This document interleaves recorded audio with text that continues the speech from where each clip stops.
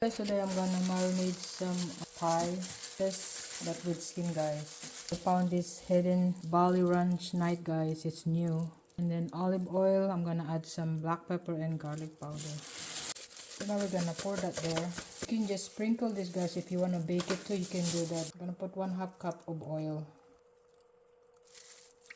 black pepper, half tablespoon garlic.